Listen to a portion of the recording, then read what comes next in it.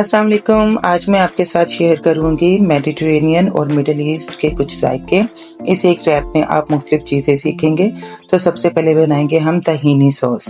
तहीनी के लिए आप ले लेंगे सेसमी सीड्स वाइट वाले, और इनको आपने अच्छी तरीके से भून लेना है। बहुत ज़्यादा भूनेंगे तो इसका टेस्ट थोड़ा बिटर हो जाएगा। लाइट ब्राउन रखेंगे तो इसका कलर और टेस्ट ज़्यादा बिटर नहीं होगा। तो मैंने थोड़े ज़्यादा ब्राउन रखे हैं, आप इनसे कम रखिएगा। आप बिल्कुल 2 से 3 मिनट चलाइएगा। अब हम ले लेंगे थोड़ा सा नमक, उसमें डालेंगे हम तिल और इनको अच्छी तरीके से कर लेंगे बीट, पीस लेंगे। मेरा बर्तन छोटा रह गया था तो इसलिए मैंने इसको दोबारा से बड़े बर्तन में डाल के अच्छे तरीके से ब्लेंड कर लिया है। आप थोड़ा थोड़ा ऑयल डालकर इसको ब्लेंड करते जाएंगे, और ये जब सेसमी सीड्स जो हैं इसमें ब्लेंड होंगे तो एक अच्छी सी पेस्ट बन जाएगी। पानी का इस्तेमाल इसमें बिल्कुल नहीं किया जाएगा। आप अगर यूज़ करना है तो सिर्फ और सिर्फ ऑयल का इस्तेमाल करेंगे, और एकदम से सारा ऑयल नहीं डालेंगे, आहिस्ता आहिस्ता करके डालेंगे। हम इसको तब तक ब्लेंड करेंगे जब तक कि तमाम के तमाम तिल अच्छी तरीके से पिस नहीं जाते और ये अच्छी सी थिक सी एक पेस्ट जो है वो रेडी हो जाएगी इस तरीके से। तो मेरी थोड़ी सी डार्क इसलिए है, मैंने इनको ज़्यादा भुना था, आप कम भी कर सकते हैं। तहीनी ड्रेसिंग जो कि सैलड्स पे यूज़ होती है वो भी तहीनी सॉस के बाद तैयार होती है। पहले तहीनी सॉस तैयार कर लेंगे, फिर थोड़ी सी चीनी डालेंगे और इसमें जाएगा लेमन जूस। आप लेमन जूस जो है वो मेजरमेंट अपने हिसाब से भी कर सकते हैं। मैंने यहाँ पे 1/4 कप बताया है आपको, वो लें। और ऑयल जो है वो 1/2 कप लेंगे। इनको अच्छी तरीके से ब्लेंड कर ले और आप इनको अपने किसी भी तरह के सैलड्स के ऊपर छिड़क के खा सकते हैं, और इसका टेस्ट बहुत ही यमी है। ये बिटर भी है, तिल का टेस्ट भी है और इसमें लेमन भी है, तो आपके जो सैलड्स हैं वो बहुत ही मज़ेदार होंगे। तो इस तरीके से आप कर लेंगे तहीनी सॉस को रेडी। अब हम करेंगे होममेड टोर्टिलास, जो कि बहुत इजी है बनाने। आप इसके लिए सिंपल तरीके से आटे को गूंद लेंगे, जिस तरह से हम अपने घरों में आटे को गूंदते हैं। तो इसमें आपने बहुत सख्त आटे को नहीं रखना है, नॉर्मल जिस तरीके से आपके आटे की हैंडलिंग है आप उस तरीके से इसको अच्छी तरीके से गूंद लें। ये याद रखिएगा, आटा अच्छा तभी बेला जाता है जब आप उसको गूंदने के बाद रेस्ट देते हैं। तो कम से कम आपने जब भी कोई रोटी बनानी हो, आटा गूंदने के बाद उसको 20 मिनट का रेस्ट दें, और फिर रोटी के पेड़े बना के फिर उसको 20 मिनट का रेस्ट दें, फिर रोटी बहुत अच्छी बेली जाती है। आटे को गूंदने के लिए पानी जो है वो नॉर्मल रूम टेम्परेचर का रहेंगे, ना गर्म होगा ना ही ज़्यादा ठंडा होगा। तो रूम टेम्परेचर पे आपने इसको गूंद लेना है, और रेस्ट टाइम अगेन हम सेइंग कि आपने रेस्ट टाइम ज़रूर देना है। अब इसके बना लेंगे हम पेड़े। बहुत बड़े नहीं बनाने हैं, टोर्टिला के साइज़ के हिसाब से आपने रोटी का पेड़ा बनाना है। अगर आपको बड़े साइज़ की टोर्टिला चाहिए आप बड़ा पेड़ा कर लें, आपको अगर छोटी टोर्टिला चाहिए तो आप पेड़ा उस हिसाब से बनाएंगे। मैंने एक नॉर्मल रोटी का पेड़ा बनाया है, छोटा। अब हम सारे पेड़ों को जो है वो अच्छे तरीके से बेल लेंगे। खुश्का आप मैदे का भी लगा सकते हैं और आटे का भी लगा सकते हैं।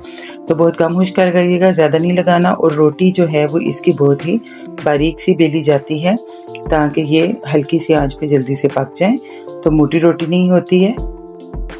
अक्सर हम में से लोग सोचते हैं कि नाम अगर इसका टोर्टिला है तो शायद इसका बनाने का तरीका भी डिफरेंट है।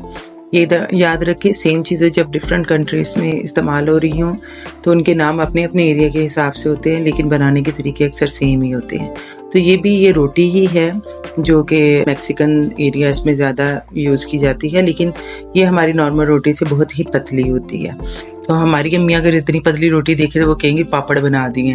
तो बेसिकली ये बहुत ही बारीक वाली रोटी होती है, और इसको बेलना जो है वो आपने इतना होता है कि ये बिल्कुल पतली सी हो जाए। तो अब ये रोटियां मेरी यहाँ पे रेडी हैं। अब हम इनको जल्दी जल्दी सेक लेंगे।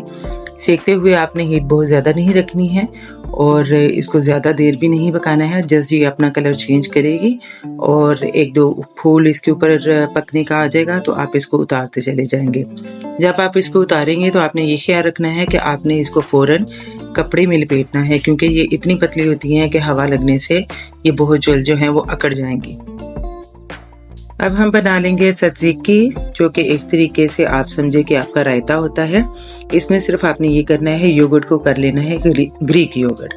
ग्रीक योगर्ट में बेसिकली पानी जो है वो कम होता है, आप इसमें ऑलमोस्ट 30%, 50%, 80% पानी जो है वो ड्रेन कर सकते हैं। डिपेंडिंग ऑन योर चॉइस आपको कितना कम पानी दही के अंदर चाहिए। जब वो हो जाए तो इसमें आप अपनी पसंद की हर्ब्स एंड वेजिटेबल्स डालें जो सैलड में यूज़ होती हैं और इसको मिक्स कर लें नमक के साथ, और इसमें थोड़ा सा जाएगा आपका लेमन जूस।